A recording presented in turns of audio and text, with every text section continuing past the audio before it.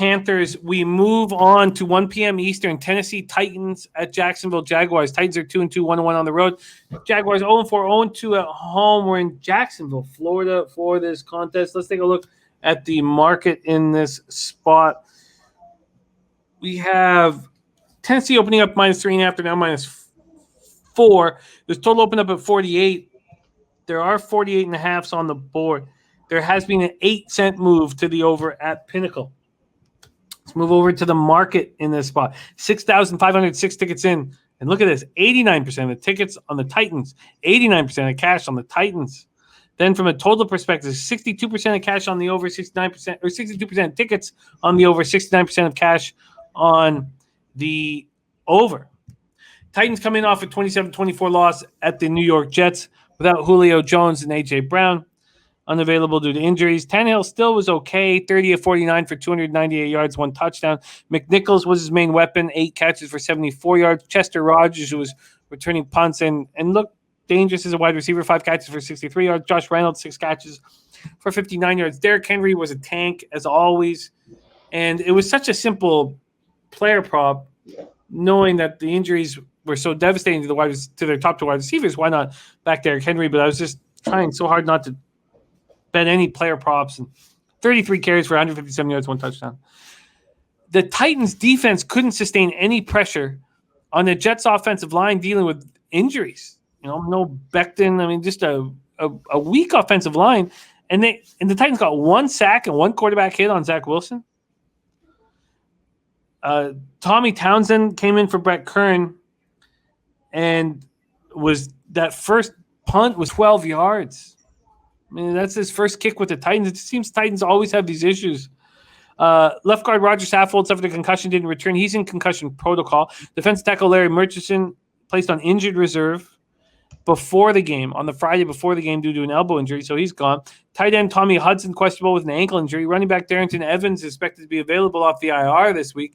And Julio Jones and A.J. Brown are still just listed as questionable. 2021 first-round pick Caleb Farley, their cornerback that a lot of people want to see, has yet to make his debut, continued to be listed as questionable. Bud Dupree played the first 2 games of the season, and he's not been playing. They say that in case of emergency, he's ready to go. We know he's a big difference maker. I don't know what to say. I don't know if he's going to be in line or not. Brett Kern, their punter, who they need in there, is listed as questionable. The Jaguars, they looked good against the Bengals. But now you have Urban Meyer off this, pretty ugly situation. It's the first clip of the blonde just kind of, shaking her ass in his lap. I mean, it didn't look good. But the second clip of him, pushing 2 fingers,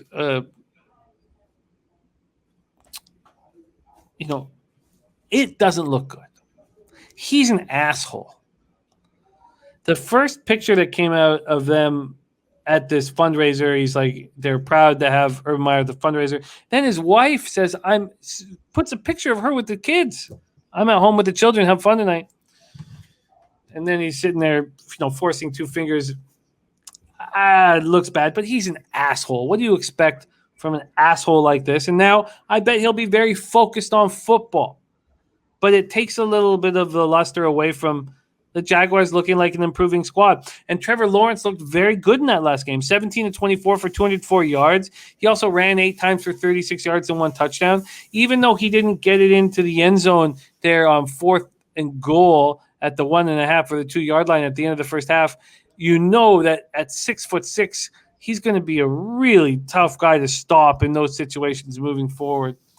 Chenault led receivers with 6 catches for 99 yards. Robinson ran 18 times for 78 yards and 2 touchdowns. Jags still can't get any pressure on the quarterback. They got 1 sack and 3 quarterback hits. Shark broke an ankle on the 3rd play of the game and didn't return. That's going to hurt. A.J. Cann was injured in the second quarter, their guard, with a knee injury. They've both been put on the injured reserve. They activated rookie offensive lineman Walker Little from the COVID-19 list. He'd been on that COVID-19 list since September 20th. Ben Barch replaced Cann in the starting lineup, and Jamal Agnew, who's pretty electric, is expected to step in for Shark.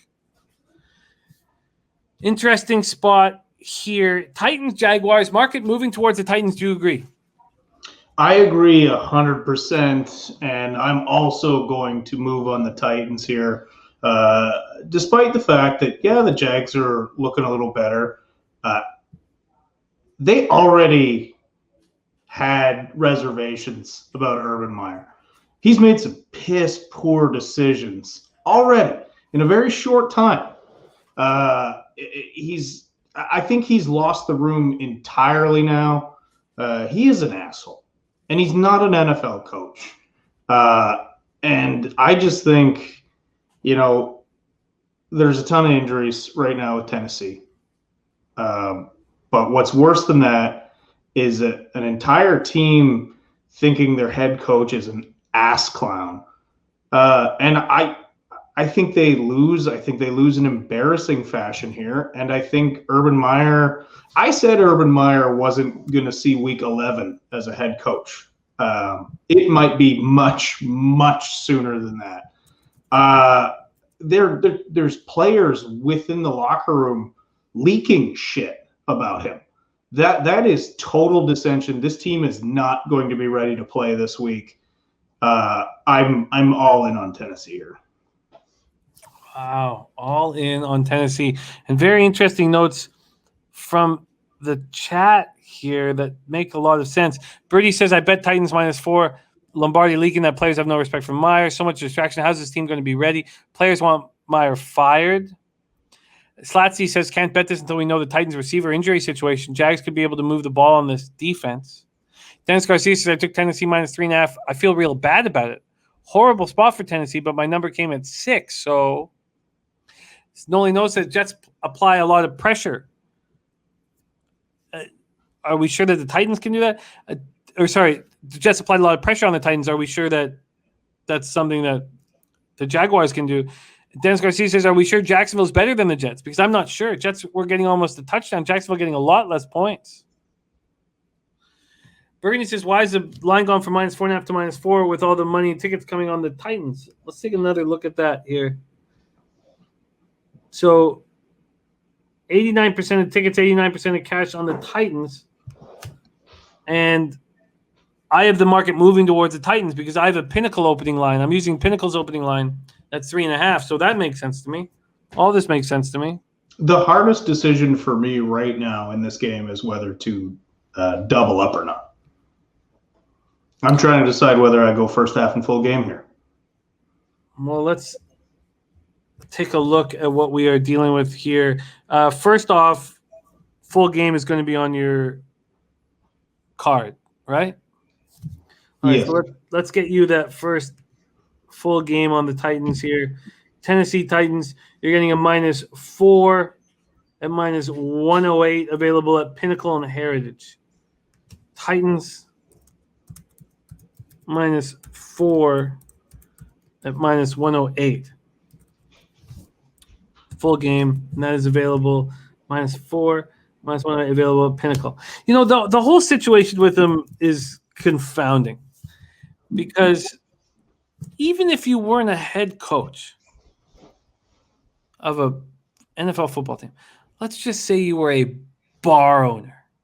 Let's just say you own this fucking bar and your wife's at home babysitting the children.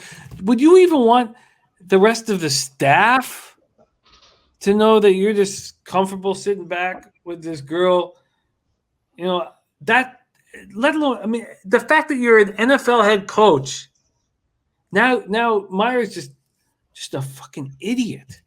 He's just so stupid to allow that type of situation to happen, because I would think that I wouldn't even want my staff at the bar to know I'm that much of an asshole, let alone you're this.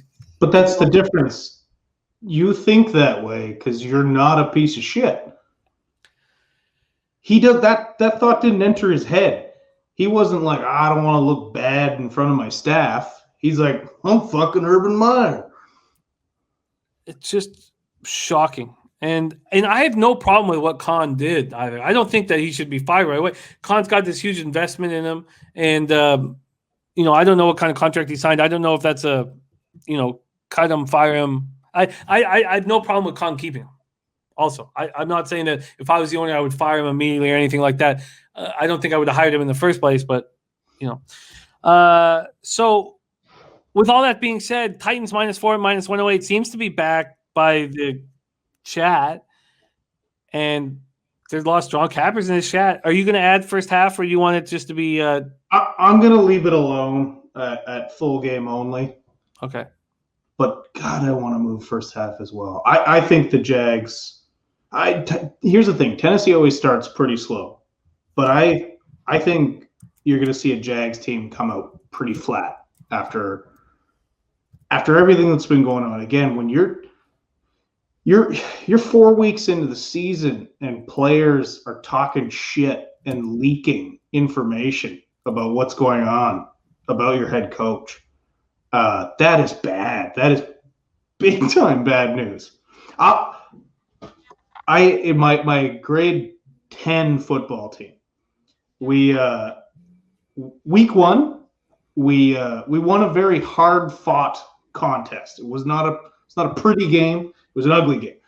And our coach after the game, instead of pumping us up, came and told us that we're the worst team he's ever coached. Well, we lost every game for the rest of the season. We all hated him after that. It's hard to get up and play when you hate your fucking coach, and this team does not like their coach. Yes, I referenced my grade 10 football. Well, when he didn't make James Robinson the RB1 in game insane. 1. That was insane. I could not. It was just unbelievable to do that to a locker room. All right, Bebsy moving on the Titans -4, -108, and this is clearly a game I need to sit and stare at all night long. So no move for me at this